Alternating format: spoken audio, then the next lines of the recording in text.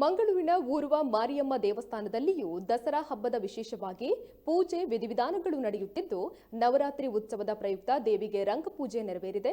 ಮೊಗವೀರರು ಮತ್ಸ್ಯಾದಿ ದೇವತೆ ಎಂದೇ ನಂಬಿರುವ ಊರ್ವ ಮಾರಿಯಮ್ಮನನ್ನ ಹೂವಿನ ಅಲಂಕಾರಗಳಿಂದ ಅದ್ದೂರಿಯಾಗಿ ಶೃಂಗಾರ ಮಾಡಲಾಗಿದ್ದು, ದೇವಿಗೆ ವಿಶೇಷ ಮಹಾಪೂಜೆಯನ್ನ ಅರ್ಪಿಸಲಾಗಿದೆ. ಇನ್ನು ನಿನ್ನೆ ರಾತ್ರಿಯ ವೇಳೆ ದೇವಾಲಯಕ್ಕೆ ಆಗಮಿಸಿದ ಭಕ್ತರು ದೇವಿಗೆ ಭಕ್ತಿಯಿಂದ ದೀಪಗಳನ್ನು ಹಚ್ಚಿದ್ದಾರೆ.